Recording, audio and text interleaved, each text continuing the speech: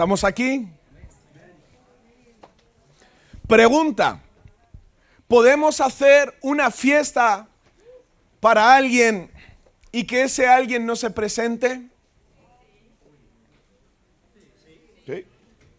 ¿Estamos de acuerdo, no? Imagínate preparar tu casa, decorarla, pones globitos, pones feliz cumpleaños, pones todas esas cosas preciosas, preparas una mesa, los sándwiches, los típicos sándwiches de pan Bimbo que se quedan duros a la media hora.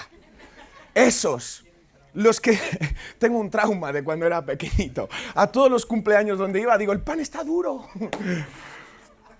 En fin, no sé si os ha pasado, pero es así. Imagínate organizar una fiesta y darte cuenta de que todo lo que has preparado de nada sirve, porque la persona invitada no acudió. Qué triste, ¿verdad? Imagínate el día de tu boda. Ay, ay, ay, ay, ay, ay, ay, ay, ay. Ay, ay, ay. Mi esposa tardó 1 hora en llegar. No hay explicación a eso. 1 hora. 17 de agosto de 1900, ¿verdad?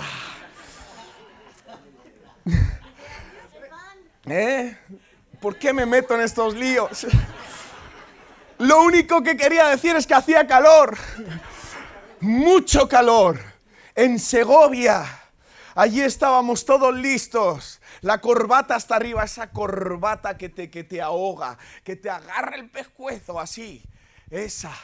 Y esperándola, y esperándola, y esperándola, hasta que uno, después de 30 minutos, empieza a plantearse, ¿vendrá?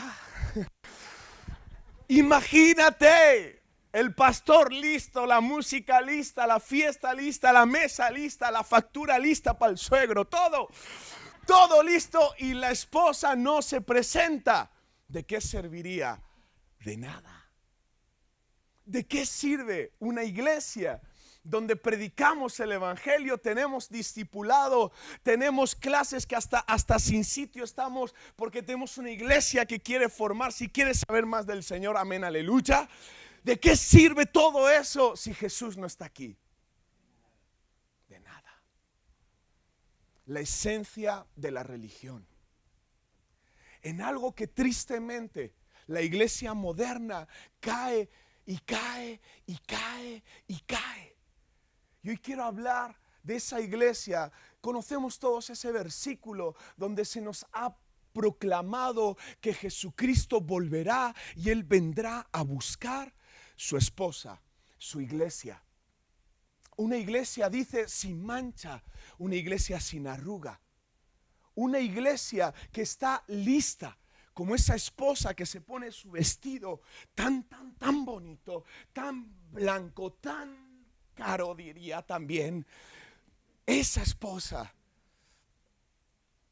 Y muchas veces no nos damos cuenta de que a veces empezamos a crear un ambiente, podemos crear un lugar, podemos crear un sistema, podemos crear una religión, y Jesús no está ahí.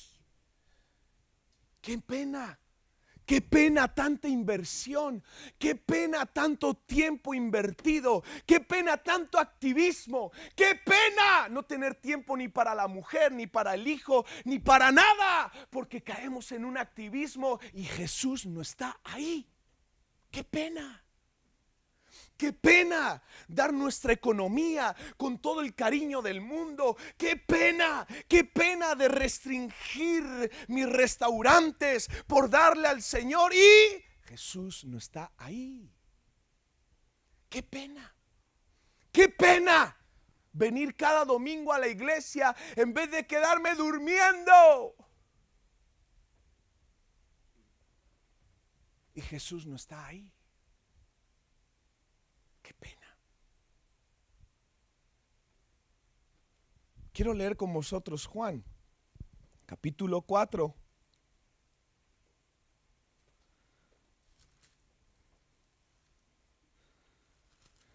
Versículo 40. Vamos a leer a partir del 39. Dice, muchos de los samaritanos de aquella ciudad creyeron en él por la palabra de una mujer que daba testimonio diciendo, me dijo todo lo que he hecho. Jesús profetizó, le contó su vida.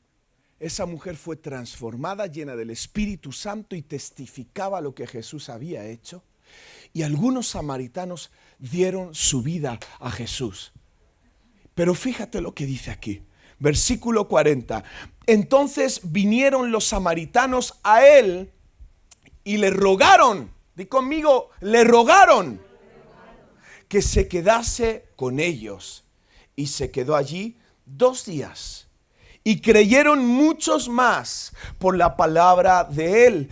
Y decían a la mujer, ya no creemos solamente por lo que tú nos has dicho, porque nosotros mismos hemos oído y sabemos que verdaderamente este es el Salvador del mundo, el Cristo. Corremos el peligro, iglesia, de poder hacer o pensar que estamos viviendo un evangelio donde Jesús está, pero no está. Cuando Jesús viene a una vida, escúchame bien, es por una revelación personal. Yo no puedo vivir por la fe de mis padres.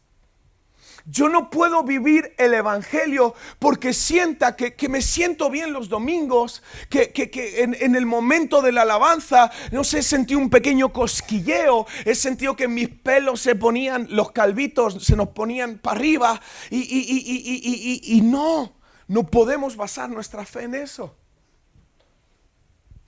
En este texto habla sobre la esencia, para mí, la esencia fundamental donde la iglesia moderna tiene que volver. Y es el anhelo, es el deseo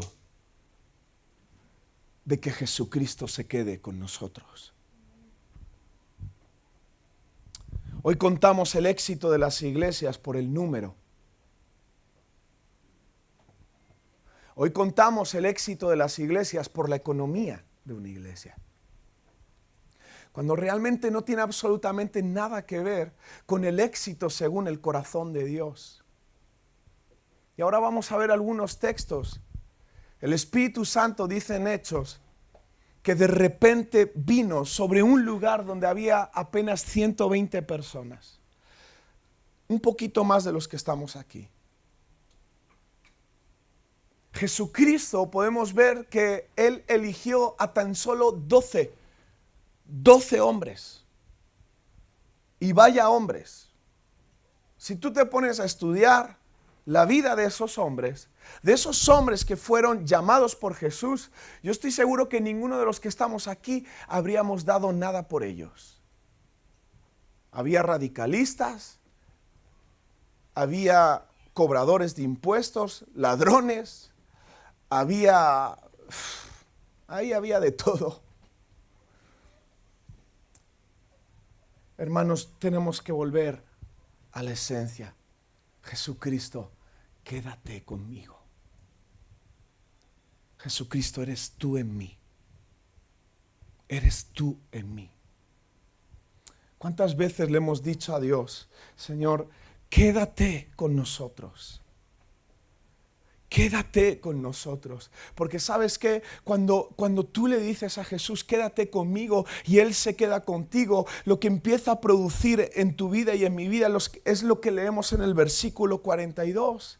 Ya no creemos por lo que mi pastor predicó, ya no creemos por lo que mi amigo está practicando, me gusta, me satisface, lo practico. Ya no sigo a Jesús por lo que he sentido. En ese momento, cuando tú vives una relación personal con Jesús, lo que empieza a ocurrir en ti, ¿sabes qué es? Una fresca revelación de Jesucristo como tu Señor y tu Salvador. Y lo que ocurre en ese momento es lo que Pablo, esa gran batalla que Pablo tenía con la iglesia, donde les decía, yo no puedo hablaros como adultos, tengo que hablaros como a bebés, daros puré todavía como está comiendo nuestra hermanita preciosa. La madurez de un hijo de Dios se ve reflejada en su relación personal con Jesús. Cuando yo tengo una relación personal con Jesús, ¿sabes qué? Me duele menos las injusticias que me hacen. Cuando yo estoy en plena intimidad con Jesús, en ese momento donde le siento tan cerca, donde le siento que me está abrazando, donde le siento que está conmigo, me pueden dar la peor noticia que uno se puede esperar. Y confío, tengo fe. Cuando estoy cerca de Jesús, yo no estoy siempre mirando y me llega, no me llega, puedo pagar, no puedo pagar, porque confío en Él. Sé que Él está al control. Cuando estamos cerca de Jesús, dice el Salmo que Él empieza a revelarnos sus secretos. Él empieza a tener una intimidad con nosotros y empezamos cada vez más a sentir el calor, ese calor protector, ese calor de amor, ese calor que, escúchame bien, ni el dinero, ni un esposo, ni una esposa, ni los hijos nos pueden dar. Es incomparable a todo lo que este mundo ofrece. Cuando Jesús está cerca de ti, cuando Él está cerca de mí, no hay nada en este mundo que pueda ponerse en su lugar. Cuando una iglesia está enamorada de Jesús, está cerca de Jesús, es una iglesia que ya no critica, es una iglesia que no tiene una doble vida, es una iglesia que ya no sirve para que otros le vean, es una iglesia que sabe estar enamorada. A veces nuestra comprensión de la palabra puede ser un enemigo para nosotros. ¿Tú sabes cómo se defiende el diablo? Con textos bíblicos.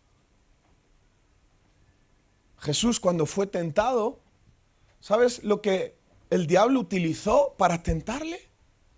La palabra. Transformada, pero la palabra. Es como cuando un jovencito o una jovencita se enamora y a toda costa quiere estar con esa persona. Es que dicen Cantar de los Cantares. Es un libro que no leen en su vida, pero cuando se enamoran se lo leen 100 veces al día.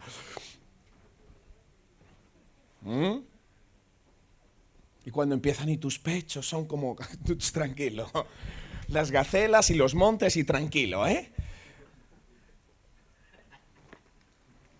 Algunos se va a leer Cantar de los Cantares hoy. Pero, iglesia, necesitamos buscar ese anhelo, ese deseo, porque vivimos confundidos. Es como en el matrimonio. Es que he dejado de sentir. No. No he dejado de sentir. El amor es una decisión. El amor es un compromiso. Yo decido cada día, incluso los días que no me apetece amarla, decido amarla. Incluso en los días donde uno tiene ganas, decido amarla. ¿Alguno tiene esos días? Esos días ocurren. Lo mismo es con el Señor. Lo mismo es. Necesitamos ser una iglesia que entienda que amar a Dios es una responsabilidad. Amar a Dios es aprender a decir no. Amar a Dios es una cuestión de que cada día cuando tú te levantes y yo me levante, Señor, quédate conmigo. Quédate conmigo. Y en esta mañana me gustaría que pudiésemos ver 4 puntos. Ya sabéis que a mí me gustan mucho los puntos, para que nadie se pierda. 4 puntos que nos van a ayudar a hacer que el Espíritu Santo sea traído por nosotros. 4 puntos que nos van a ayudar en nuestro día a día. Porque ¿sabes qué? El lunes, el martes, el miércoles el jueves, el viernes, el sábado, el domingo. Cada día tú y yo tenemos que decirle a Jesús, quédate conmigo, quédate conmigo. Vamos a la palabra. Hechos capítulo 2.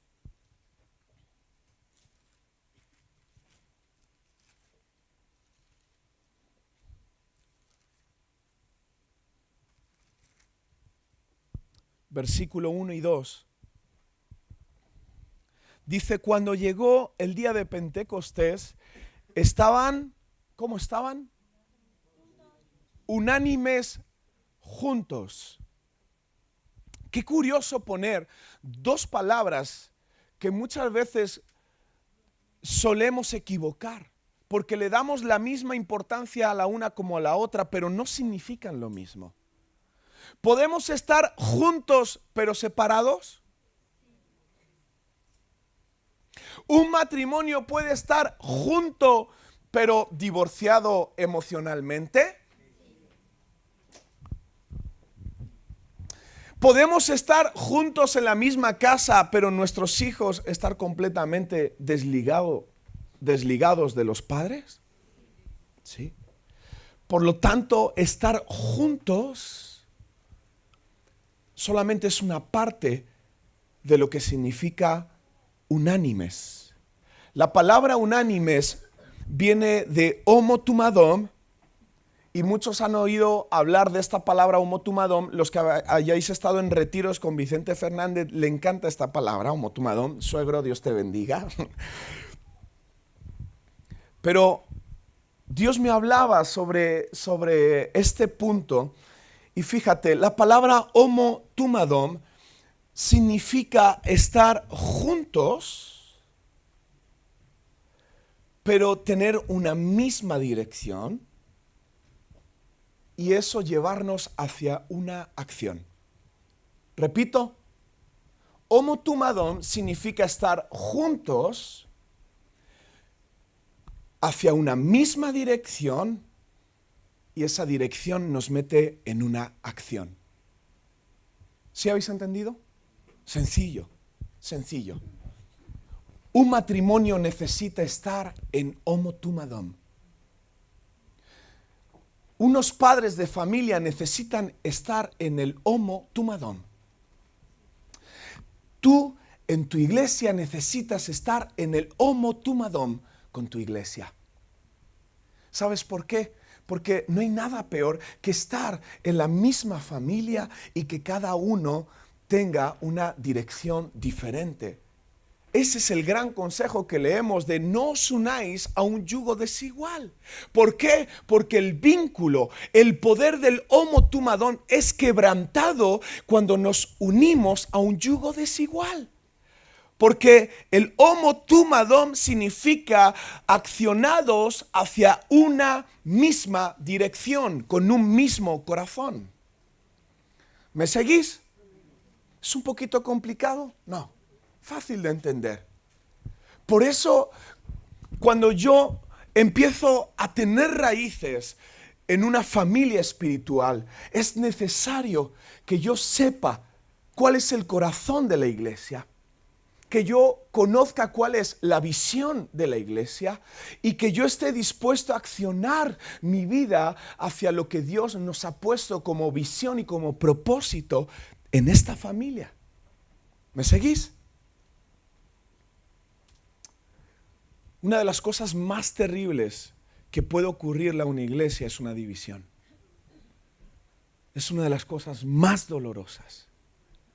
Hiere corazones, algunos abandonan la fe, dejan de creer en los propósitos de Dios y hasta en Dios. ¿Y sabes qué? Porque fue una iglesia que no supo caminar en el homotumadom. Juntos, sí, pero no es suficiente. Necesitamos estar juntos con un mismo corazón, ir hacia una misma dirección y accionar nuestras vidas para ese cumplimiento. ¿Y sabes qué? Me he dado cuenta, y lo pone aquí, en esta parte dice el versículo 2, que cuando estaban unánimes juntos, versículo 2, ¿cómo empieza? Cuando llegó el día de Versículo 2. Y de repente.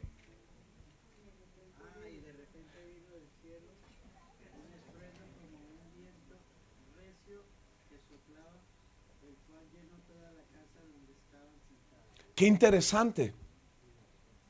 El Homo Tumadom provocó una visitación del Espíritu Santo. Provocó un mover de Dios sobre ese lugar. El Homo Tumadom. Cuando una iglesia sabe tener el mismo corazón, cuando una iglesia sabe amarse, cuando una iglesia no consiste solamente en avancemos, sino en cómo avanzamos. Y una pregunta que haría a todos los pastores: a mí no me cuentes dónde llegaste, cuéntame a cuántos dejaste en el camino.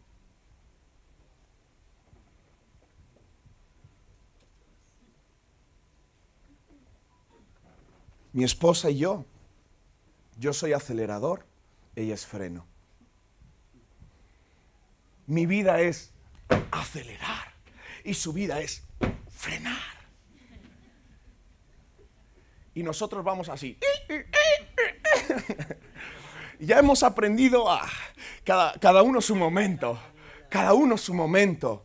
Pero al principio, ¡qué caos! ¡Qué caos! ¡Qué caos! Yo le decía: me estás frenando. Y ella me decía: y tú me estás ahogando. Y así era nuestra vida. El primer año del matrimonio, el peor. Iba en aumento. Era un caos. Nadie nos explicó el Homo Tumadom. Nadie nos explicó cómo es posible un niño de iglesia. Me conocía todas las historias de la Biblia. Tenía la escuela dominical hasta aquí. Y nadie me explicó algo tan sencillo como el Homo Tumadom. Algo tan simple como entender que el Homo Tumadom nos habla de la importancia de entender que cada uno somos diferentes. Ahora que no está Boris, voy a criticarla. Hablando de unidad. Yo nunca me pondría sus zapatos. ¿Ves? Algunas sí. ¿Cuántos les gustan los zapatos de Boris aquí? 1, 2, 3, 4, 5, 6. Vais a pagar una tasa. Algunos dirían: ¿y por qué el pastor siempre se viste de negro? Porque me gusta. Ya. Y otros pueden decir: ¿y por qué el hermano se pone un pendiente? Le gusta. ¿Y por qué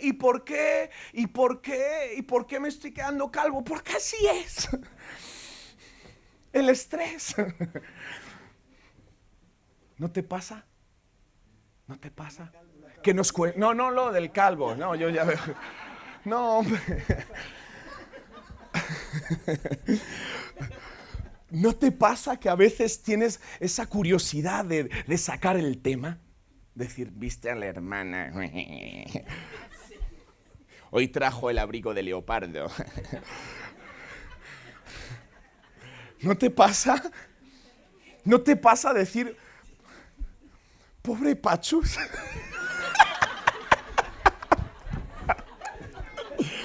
Lo digo porque sé que luego van a ver el vídeo y se van a reír con nosotros. Pero a mí me pasa. Yo algún domingo dejo algo: Alonso, lo siento. Ahora enseñan los calcetines y el pobre ni puede cantar. Somos diferentes, pero el Homo Tumadom nos habla sobre responsabilidad. Responsabilidad. Dios nos ha unido para algo, iglesia. Dios nos ha unido. No solamente para vivir el Evangelio personalmente, que lo necesitamos, tan sencillamente no podemos dar lo que no tenemos. Pero Dios nos ha unido también para cumplir con sus propósitos, para activar tu vida y mi vida hacia un mismo objetivo. Amén.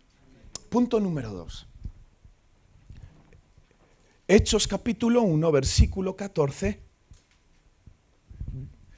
Todos estos perseveraban unánimes en oración y ruego con las mujeres y con María, la madre de Jesús, y con sus hermanos.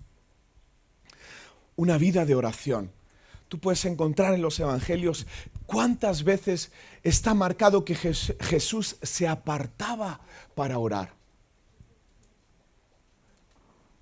¿Cuántas veces vemos también que la palabra de Dios nos invita a tener una vida de oración? No solamente personal y a solas, sino también en unidad. ¿Sabéis qué? Os confieso. Para mí la fuerza de una iglesia son las reuniones de oración. Porque dice la palabra que nuestra lucha no es contra carne ni contra sangre, sino contra principados y potestades. Yo no entiendo por qué hay gente que se siente mal cuando hablamos sobre espíritus en una iglesia, si es lo más normal del mundo, porque un hijo de Dios sabe que nuestra lucha es contra principados, potestades, es contra espíritus que están gobernando este mundo. Que tú tengas miedo a la oscuridad, hermanos, Dios no te ha dado ese espíritu de temor. Eso no viene de Dios y tú necesitas ser liberado.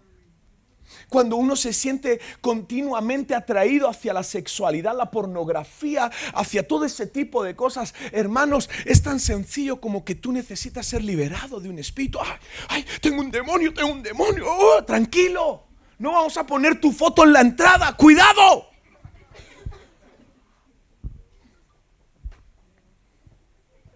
Mi esposa muy sutilmente, cuando hay momentos donde ella siente, porque las esposas sienten, están calladitas a veces, pero sienten. Cuando una esposa te está diciendo, ¿no estás trabajando mucho? Y los hombres, pues alguien tendrá que pagar las facturas. Así contestan los hombres, ¿verdad? Pero en el fondo, ahí, sabemos que el Espíritu Santo nos está hablando. Algunos hombres se están enfadando conmigo.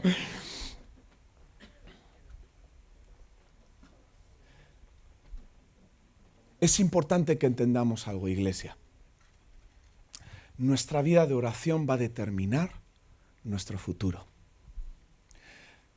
Nuestra vida de oración va a determinar el futuro de nuestros hijos. Nuestra vida de oración va a determinar nuestro matrimonio. Nuestra vida de oración va a determinar nuestra iglesia. Porque nuestra lucha es contra principados y potestades. Así es. Alex, un fruto de oración. Pacho, un fruto de oración. ¿Quién más ha sido un fruto de oración? Manuel, un fruto de oración. ¿Quién más? Raúl, un fruto de oración. Josué, un fruto de oración. ¿Alguien más? ¿Un fruto de oración? Mía, mía. La suya, pero la mía. Es un fruto de oración una mamá que no podía tener hijos. ¿Te acuerdas ese día? ¿Fue John Mark que oró por ti? Vale.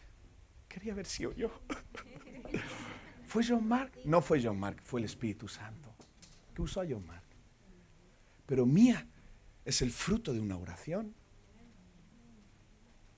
Qué sencillo, ¿verdad? Pero qué complicado lo hacemos.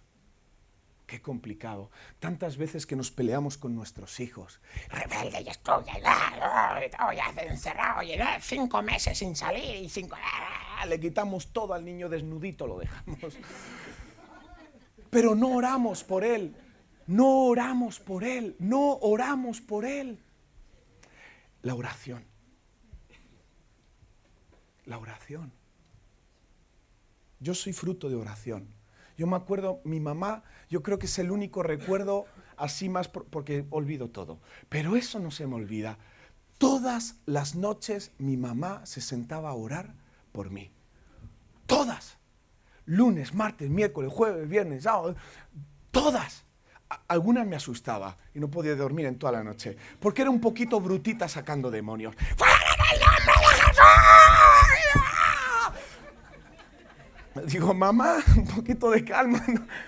Ya esa noche me quedaba ¿Dónde está? ¿Dónde está? Pero bueno, como ella sabía, hermanos, necesitamos trabajar nuestra vida de oración. Lo necesitamos, escúchame, es para ti, es para tu familia, es para tu matrimonio, es para tus hijos. Ahí es donde vamos a vencer al diablo en nuestros tiempos de oración. Yo tengo una empresa que quiero dejar, pero Dios no me deja. Y siempre que estoy ahí, viene alguien de algún sitio y me dice, Dios me dice que sigas. No, gracias, ya no te invito más. Pero ¿sabes lo que hago cada día que me levanto? Señor, es tu empresa. Y el tiempo que tú me la des es para ti. Bendícela, bendice a cada empleado que tengo. Enséñame quién es ese zorro disfrazado de oveja. Dímelo. Cosas sencillas, pero es nuestra vida. Es tan sencillo como que le digas al Señor, Señor, provee de un trabajo que me permita estar en la iglesia. ¿No creéis que Dios quiere eso? Pues pídeselo. Oración. Punto número 3. Hechos 9.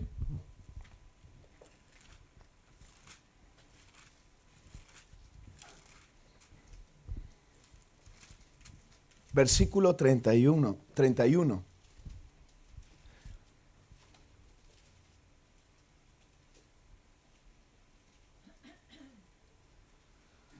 Entonces, las iglesias tenían paz por toda Judea, Galilea y Samaria y eran edificadas, andando en el temor del Señor, y se acrecentaban fortalecidas por el Espíritu Santo.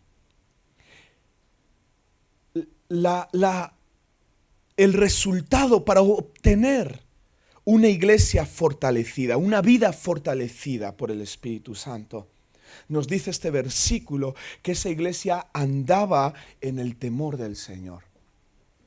Cuando hablamos sobre el temor del Señor, hablamos conforme a lo que hemos podido leer o ver en nuestra vida. Vemos a un tirano, vemos a un hombre natural que ha ejercido una dictadura o a un jefe que ha sido injusto, y ese temor que tú sentías cuando te levantabas cada mañana con ganas de vomitar, yo eso lo viví. Cuando trabajaba en Luxemburgo yo me levantaba y casi a diario antes de irme a trabajar devolvía de la presión y el temor y la tensión que tenía. ¿Alguien ha sufrido eso? Es terrible, terrible. Temor, es terrible. Pero el temor de Dios no nos habla sobre eso. El temor de Dios nos conecta a una reverencia y una admiración de quién es Él. Reverencia y admiración. Ese es el verdadero temor de Dios. Reverencia y admiración. ¿Sabes por qué obtenemos reverencia? Por la admiración. ¿Sabes por qué hay admiración? Porque entendemos quién es Él. Sabemos quién es Él. Imagínate que viene el rey de España hoy aquí. ¿Le atenderíamos de una forma especial, sí o no? Sí, y es correcto, porque la Biblia dice que debemos honrar a nuestras autoridades. Pero hay una admiración por lo que ese hombre es, porque le conocemos. Es el rey de este país. Ahora, vamos a hablar del Rey de Reyes. Si tú no conoces a Dios, tú no podrás ser reverente a Él, porque no le admiras. Porque no sabes que Él te puede sacar del pozo en el que te encuentras. Porque no sabes, no tienes la fe de que Él puede solucionar ese problema tan complicado. Si no conocemos a Dios, no podemos caer en esa admiración y por lo tanto no podemos entrar en esa reverencia que nos hace temer a Dios. ¿Por qué pecamos tan deliberadamente? Es una cuestión de falta de temor de Dios. ¿Y qué es el temor de Dios? Reverencia ahí. ¿Por qué nos cuesta tanto el miércoles o el martes, que ya se nos enfrió un poquito el espíritu del domingo y ahí ya empezamos a hablar de otra manera, a reaccionar de otra manera, ya hasta lo que habíamos solucionado volvemos a tenerlo como conflicto? Yo sé que a vosotros nos pasa, a mí sí, pero en ese momento, ¿qué pasa? Empezamos a perder el temor de Dios. Cuando vemos algo que no debemos ver, no tenemos el temor de Dios. Una iglesia que no tiene temor de Dios es una iglesia que no puede ser fortalecida por el Espíritu Santo. El temor de Dios nos conecta al poder. Porque ¿qué es ser fortalecido? Tener fuerzas, ¿no? ¿Estáis aquí? ¿Qué es ser fortalecido? Fuertes. Resistir al diablo. ¿Estáis conmigo? Y voy a terminar con este punto. 4. Hechos 16. Antes de leer estos versículos, sabéis que Pablo y Silas estaban orando por una mujer que dice la palabra de Dios que tenía un espíritu de adivinación. Y un pequeño paréntesis que estoy sintiendo. Hay personas aquí que os han leído las manos. Yo el otro día estoy trabajando en Velázquez y se acercó una señora con un romero. Me iba a atizar con el romero. Digo, cálmese, señora, no he hecho nada. Y estaba con el romero. Te leo las manos. Le digo, no. Estaba con un cliente y me dice, sí, que nos la lea, a ver qué. Digo, no. Que te las lea a ti. Que te endemonie a ti. Y cuando esa mujer se fue, me dice el cliente, yo ya me lo hice la semana pasada. Te atizó con la lechuga esa y me dice, yo ya me lo hice la semana pasada. Y me dice, ¿y sabes qué? Me dijo muchas cosas ciertas. Y dije, puertita abierta. Le digo, ¿sabes lo que es eso? Y dice, no. Dice, eso es un espíritu de adivinación. Un espíritu de adivinación. Digo, sí. Dice la Biblia que cuando tú haces algo así, hay algo que ha entrado en ti que te puede hacer mucho daño. Y le hablé de Jesús. No lo aceptó, yo espero que lo haga antes de que sea demasiado tarde. Pero quiero deciros algo, iglesia. A veces traemos herencias, a veces traemos cosas del pasado que necesitamos ser liberados. Si alguien te leyó las cartas, si alguien te miró las manos, si jugaste algún juego de esos de Ouija. Yo me acuerdo de pequeñito, era el juego del colegio, la Ouija. Y era como un juego, y jugaban a eso, y a mí como entre los demonios que me echaba mi madre, y como tenía, digo, no, ya, encima me voy a meter yo en esas cosas, ¿no? Con mi madre tengo bastante. pero decía, ese hombre decía, pues no sé, yo no le veo, me parece que ha acertado. Y quiero decirte algo, el diablo tiene poder. El diablo tiene poder. Y podemos ver en la palabra de Dios cómo hombres y mujeres llenos del diablo conseguían adivinar, lo que llamamos un espíritu de adivinación. Y esta mujer, ahí estaba Pablo y Silas, que la estaban liberando, la liberan, y fíjate, en el versículo 18, 19, esto lo hacía por muchos días, mas desagradando a Pablo, este se volvió y dijo al espíritu, te mando en el nombre de Jesucristo que salgas de ella, y salió en aquella misma hora. 19. Pero viendo sus amos que había salido la esperanza de su ganancia, prendieron a Pablo y Silas y así los encarcelaron. Pero fíjate, antes de avanzar e ir al punto, quiero decirte algo. Cuando alguien vive con un espíritu en su interior, el que lo sufre es él mismo. Pero debemos entender, alguien recibe ganancia por eso. Y ese es el diablo. De las cosas que no somos liberados, estamos alegrando el corazón del enemigo. Por eso es importante que tú y yo tengamos la destreza, la agilidad de saber que cuando algo estorba, lo echemos fuera en el nombre de Jesús. No dejes al diablo que se contente con tu vida. No dejes al diablo que se contente cada vez que tú tienes un ataque de ira. No dejes al diablo que se contente cada vez que tú tienes temor. Temor a que me van a robar, temor a que me van a matar, temor. No le dejes. Amén. Cierro el paréntesis y voy al punto. Versículo 25 dice: a medianoche, orando Pablo y Silas, cantaban himnos a Dios y los presos los oían. Versículo 26. Entonces sobrevino de repente. Di conmigo otra vez, de repente. De repente vino otra vez. Eso es. Un gran terremoto, de tal manera que los cimientos de la cárcel se sacudían y al instante se abrieron todas las puertas y las cadenas de todos se soltaron. ¿Sabes qué fue lo que causó el mover de Dios en ese lugar de repente? La adoración. Adoración, iglesia. Porque es el tiempo en el que los verdaderos adoren en espíritu y en verdad. Porque hemos sido creados para adorarle. Adórenle todos los pueblos, tribus, naciones. Vamos al Apocalipsis y todo consiste en una continua alabanza y adoración al Señor.